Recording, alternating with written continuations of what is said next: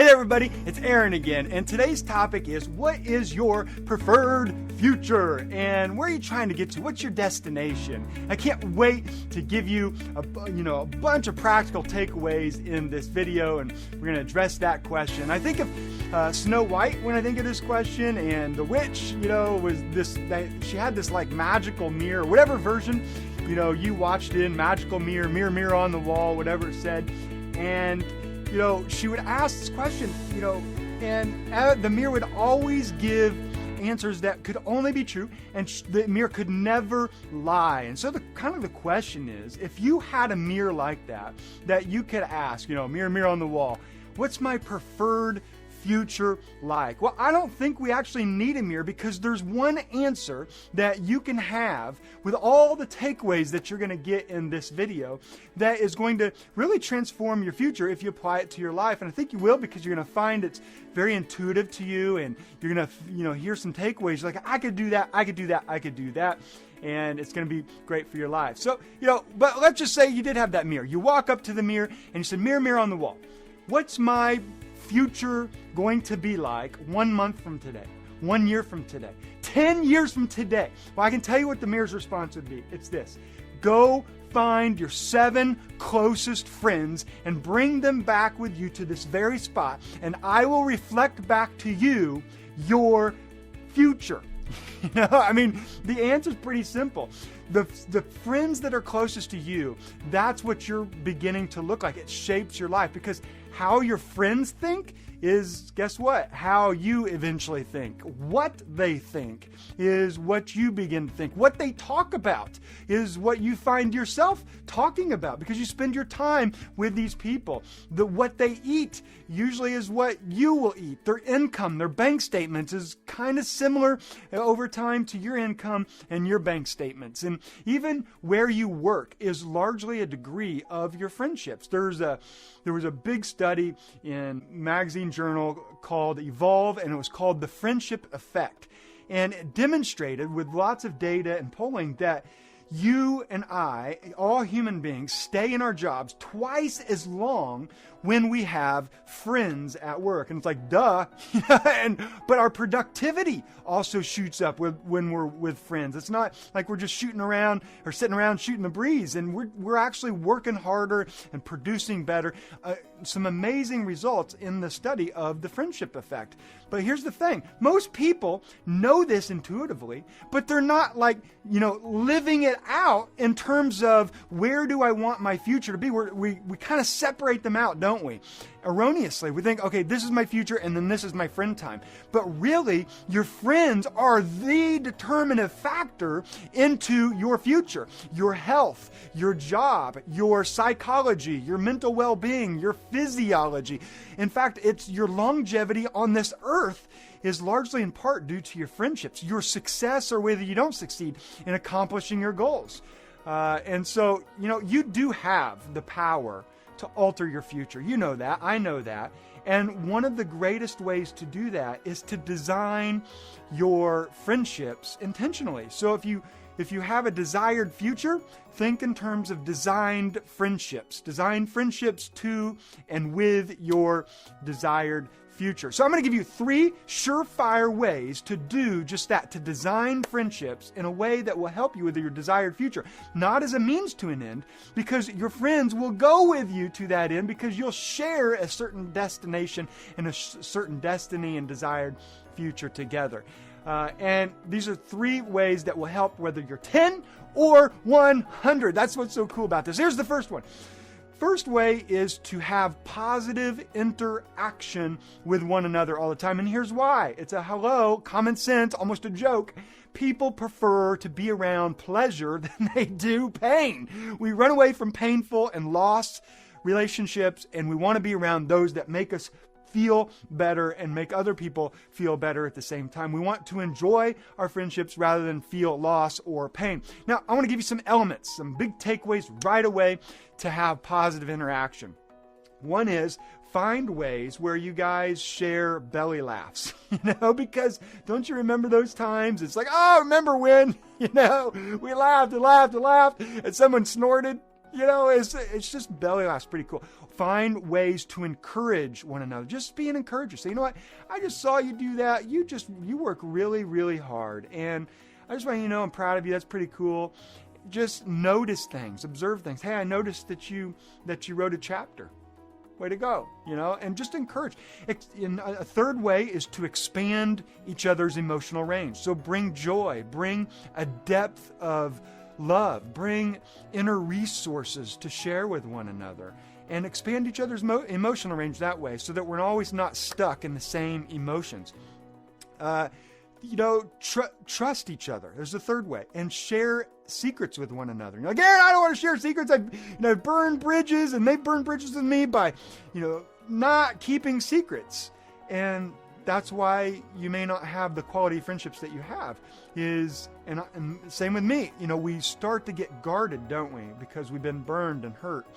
And so maybe what you could do is share a smaller secret to see if you can trust the person. And over time, let those secrets get bigger and bigger and bigger and better and better and better.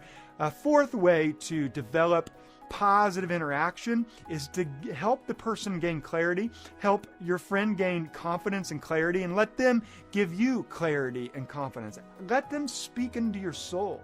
Let them speak into your lives and into your future. A fifth way is whenever they're in crisis, go sit with them. Be incredibly present when they're in crisis. And when you're in crisis, let them know.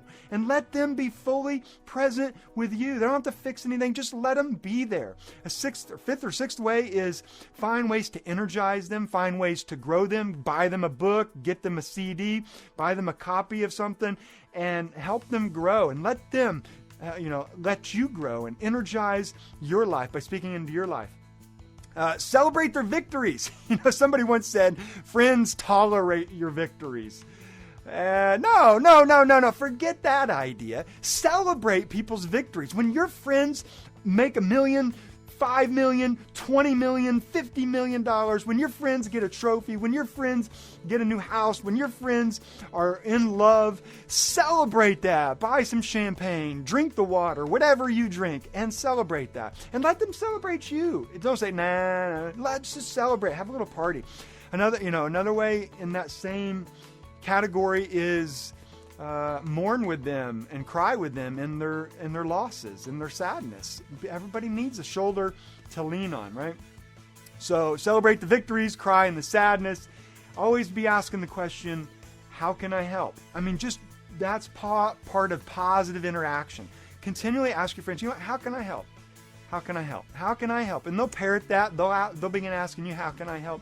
Another way is to be incredibly present. A ninth way is to connect your friends to other quality friends and quality people, that you're not insecure about your friendship and they're not insecure about your friendship, and just continue to connect people and love people. And that's just a really cool thing to be able to do for other people. And good friends remember your heartbeat song when you forget how to sing it, don't they? They come along and say, you know what? Remember your passion, remember your dream, remember this, remember that. And they can sing your passion. They know your heart. So find out and discover their passions, discover their purpose, discover their goals. Learn about those things. Really care. Almost like it's integrated into you so that you begin to share kind of a similar destination, even though it's their passion and their purpose and their goal, so that when they're hurting or they get into a loss, you can share their song that they forgot how to sing, right? And you help each other thrive that way, rather than, a lot of friendships, they're just trying to survive in today's world. But doing some of those positive interaction, you will begin to thrive. So that's step number one, is have positive interaction in as many ways as you can. I gave you some. Number two is reciprocating vulnerability. Reciprocating vulnerability sounds kind of abstract, but it's a complete game changer. It means that you allow the other person into your raw emotions, into your raw intellect, into your raw thoughts, into who you are, into the realness and authenticity of who you are in your life. And that opens up the gates to care for you and for you to be cared for all at the same time. I'm not talking about venting where, you get to see the real me and I'm just going to vent. That's not positive interaction. It's more about a self-disclosure and a mutual acceptance of your humanity and their humanity and their personality, even without any sort of judgment whatsoever. And maybe I'm losing the guys here. Vulnerability, reciprocating, what are you even talking about? Well, I always think of Castaway. Remember that movie with Tom Hanks and Castaway? And he's on this island all by himself. And do you remember who his best buddy became? A volleyball. And what was that volleyball's name? If you're old enough to remember, that volleyball's name was Wilson. He's all out there. People think he's dead. He's out there for 5+ years. But he finds this volleyball, and he puts a face on this volleyball, and he talks to this volleyball, Wilson, and he gives the volleyball a name, Wilson, and he cries with Wilson, and he laughs with Wilson, and he gives Wilson the look. He plays with Wilson. He shares a friendship and a common bond with Wilson. And then one day he's getting off the island, he falls asleep, and Wilson falls off the raft, and Tom Hanks is asleep, and I'm in the theater, and I'm like, oh no. Oh no! The volleyball Wilson has fallen off the raft. Tom Hanks, wake up! Wake up! And I'm freaking out. I'm like, please wake up. Please wake up. Why? Because I've seen this friendship develop. And there was this reciprocating vulnerability where Wilson actually talked back. Well, at least Tom Hanks was projecting that he was talking back and sharing his feelings back to him, so that there was some kind of projection of a reciprocated vulnerability. And I'm just freaking out in the theater. My wife's like, what are you doing here? And I'm like, oh, get the volleyball, And Tom Hanks wakes up and he sees the volleyball, Wilson floating off, but the raft, the raft is going that way. And so, but he gets off and he tries to swim towards the volleyball, and he looks back and the raft's going that far, and he's going to drown if he goes after Wilson. I'm like, oh no, Wilson. Tom Hanks gets back on the raft, never gets Wilson. He's crying. I'm crying. I'm freaking out, because there's a bond, an interaction, and dudes can share this too, this intimacy, this trust. And for guys, it's usually shoulder to shoulder, where it's like, what's up, dude? Hey, see the game? And then eventually we share, what are you up to these days? What's your goals? Girls, gals, you know how it is. It's face to face. And you're so intimate and trustworthy with each other. It's incredible how that works. The opposite of reciprocated vulnerability is you shut down. And once you shut down, you can have positive interaction all day, but you can only go so far with your friendship. And therefore, that friendship caps your future because somebody shut down, right? Reciprocated vulnerability literally means that there's this flow back and forth of your raw materials without any sort of judgment. It's what the Irish call anam cara, which it literally means in the Celtic world, soul friend. Soul friend. It means you share those deepest parts. You don't have to say it, but you just know it between each other through a text message, through just a head nod, and you share your dreams, your hopes, I see you. I affirm you. I acknowledge you. I love you. And this soul friend category transcends all other categories, including race, ethnicity, sexual preference, orientation, religious affiliation, because it's a soul friend, And over time, soul friends, they reflect the amazing possibilities within each other. I reflect your possibilities back to you, and you just feel alive. There's an intuitive understanding where you just kind of look at each other like, and you get each other over time with soul friends. There's an amazing care and amazing trust. Soul friends brighten up your future, which brightens, 5 years from now, your future is going to be different because you've designed a friendship around this whole idea of reciprocating vulnerability and soul care. So number 1 is positive interaction. 2 is reciprocating vulnerability. We all need it. If you want to go even deeper and get a brighter future altogether because you're designing a friendship or friendships to get to a desired future with your friends, this is going to sound abstract, but it is the game changer of all game changers. And it's support identity, support their identity, or supporting identity. And it literally means this. Look, every one of us have multiple roles in today's society. You might be a dad or a mom, a soccer coach, a volleyball player, a professor, a doctor. You wear many hats. And the idea is when you get supported in your roles and you feel supported and affirmed in those roles, you feel like people really care about you and really are like, they're a good friend, you know? And it's been demonstrated by social psychologists that, let's say you think of yourself as a dad first out of all the roles and that photographer second, and it's just on the weekends.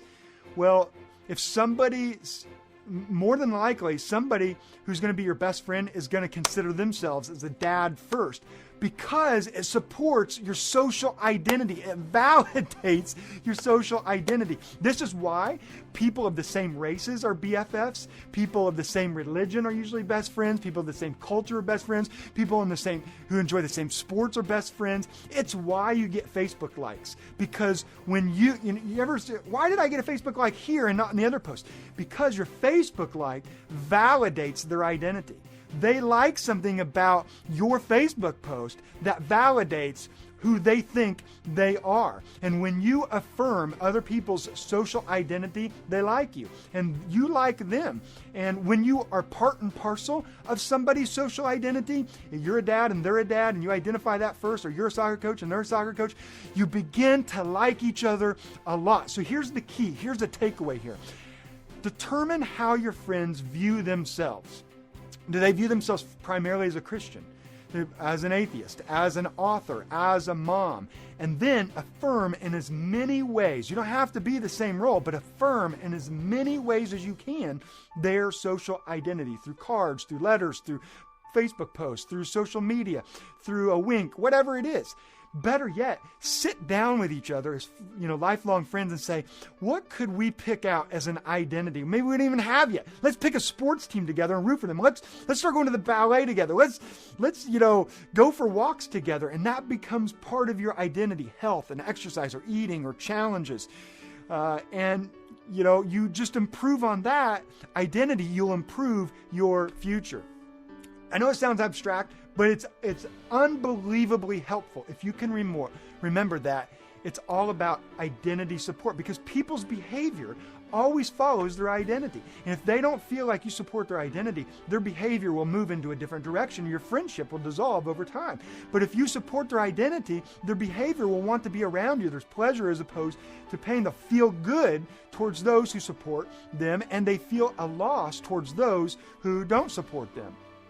So it's why there's parenting groups, it's why there are AA groups, why there's sports groups, why there's reading groups. It's why there's this group, that group. People like who are like them, and people like who they want to be like. So here's a few reflective questions. One is this, look, and those three things, how many of those things are you leveraging and implementing in your relationships? Do you use positive interaction? Do you have reciprocating vulnerability? And to what degree? And do you support their identity? So, if you do just one of those things, you will be considered a friend by that person. Let's say it's positive interaction. I just kind of like that person. But if you add a second one, like reciprocating vulnerability, and you just share with one another your raw details that only you guys know and only you gals know, you just up the ante in your friendship, and you up the ceiling for your desired future because you're designing a friendship. And then if you add a third one, which is supporting their identity or sharing a supporting of one another's identity, I guarantee you'll feel like you're best friends, because your behavior always follows your identity. You'll want to be around each other. You want to talk about it. You want to laugh about it. You want to support each other in that. So here's your aim. Just start this way. Aim to give one of those things, supporting identity, or reciprocating vulnerability, or positive interaction, to your friends. Every single one of your friends. Just I know it sounds kind of abstract, but just try it and see. Open up a little bit. Let them in a little bit with reciprocating vulnerability.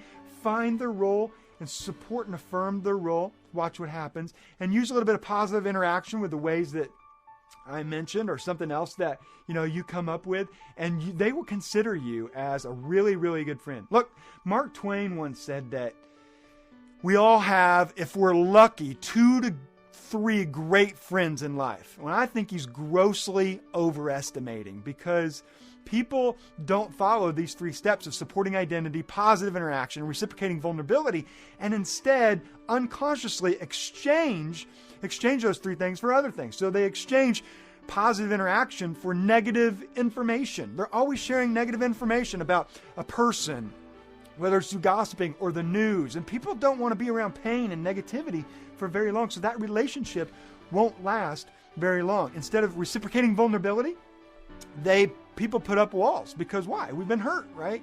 I've been hurt. You've been hurt. We've all been hurt. And therefore, we won't allow ourselves to become intimate and trust people. And therefore, we cap our future. Because if you have a desired future, if you've listened long enough to this video, you know you got to design your relationships intentionally.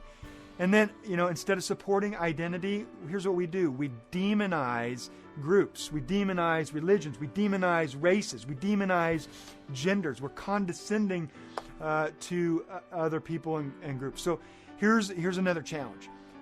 Pick 5 people. Go for 5. Write 5 down on your mirror, on your wall, wherever, on your car dashboard. Write 5 down. I'm going for 5 beautiful, amazing relationships. Because the greatest life hack of all times is you become the average of the 5 people that you surround yourself with the most. Thank you, Jim Rome, for telling us that. It's absolutely true. You become the average of the 5 people that you surround yourself with the most. So it behooves you and I to be intentional about friendship development, because you design your friends, you get your desired future. Whatever your friends are like, that's going to be your average future. So you got to ask yourself, what do I want my future to be like 1 year from now?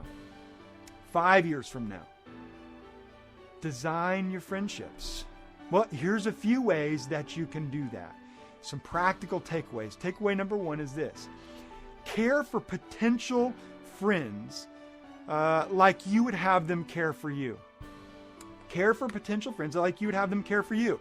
I think it was William Penn who once said, I'm only going to pass through this life once, and so if I have any care, let me show it now. If I have any love and I bump into a person, let me give that love now. If I have any joy, let me share that joy now. If I have any encouragement to give to this person, let me give that encouragement now. If I have any, enthusiasm, positivity, any trust, any vulnerability, any way to support their identity, anything that could help them, life strategies, life hacks, let me give it to them now, because I may never pass. In fact, I will never pass this exact moment ever again. So care for them, care for them, care for them. 2 is this. Help your potential friends get ahead in life. Help them get ahead in life.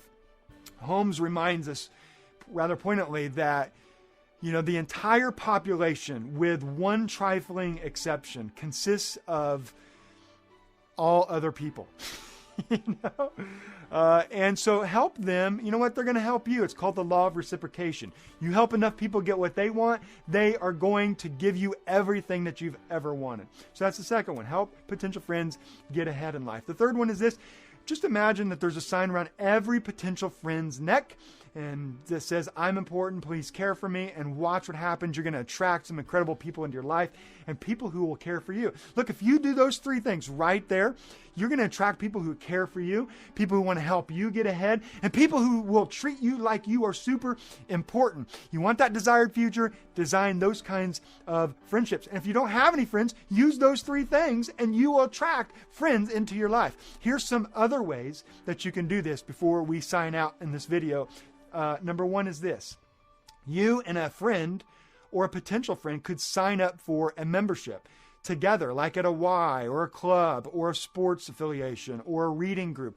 Sign up together and you'll start shaping your identities together. You have positive interaction, and there will be vulnerability as you fight through struggles, because anytime there's progress, there's struggle in life, and you'll experience those together. Number 2 is this. Call someone you admire and say, you know what? I just need 2 minutes on the phone here at max. I just got one question. And ask them a question something like this. Hey, I was reading about whatever, and I know your backstory, and I was just wondering if I could buy you lunch and ask some advice about friendship. and maybe cite a statistic or two about, reciprocating vulnerability or supporting identity or something like that to make them feel like, okay, this person's done some research. And see if they'll go to lunch with you, or maybe just get some advice on the phone there. And then at the end of the phone call, say, you know what, can I email you on occasion whenever I have advice? And you will strike up a friendship with somebody that you admire. So now all of a sudden your ceiling gets higher, because we could all improve, right? There's always another friend out there that could raise our ceiling and invest in us, and then eventually we invest back into them. A third way to do this is volunteer somewhere that you really, really respect. Because volunteers are the most amazing people in the world. Their character's solid. So pick a place you volunteer at, you rub shoulders with them. Other ways would be form an accountability group with some current friends. Maybe bring another friend in if you want, a potential friend. Accountability group is you and your friends pick a topic and you hold each other accountable. You meet once a month to talk about that topic to make sure you're all moving in the same direction. Another way is to form a coaching friendship circle where you have a coach speak into all your lives and take you to that next level. A third way is form a mastermind circle of friends. This is one of my favorites, where you got your friends who meet every week or every month, and one friend sits in the middle and taps the collective brain of the friends about whatever their struggle is, or dream, or hope, or desire, or wish is. And then the next time another friend gets to be in the middle, and so on and so forth. Another one could be a study group. You pick out a book, you pick out a genre of movies, you study a topic, and you grow together. You could subscribe to a blog where there's a community of people who share your interests and vision and passions. And then lastly, you could form a group of friends that's all about challenges. Once a month, you share another challenge. You jump out of a plane, you take a walking challenge, a weight loss challenge, a muscle challenge, a reading challenge. And you challenge each other that way and improve the quality of each other's lives. Look, if you want to improve the quality of your future, improve the quality of your friendships. The desired future, think about designed friendships. I hope this serves you. Until then, share this video with your friends so that you guys can start a conversation about all these takeaways and start picking different ones to get your friendship up there. I hope it serves you and your friendship circle. And until we see each other again, continue to believe in yourself, continue to live with passion, continue to live with purpose, and show a whole heck of a lot of love to those around you.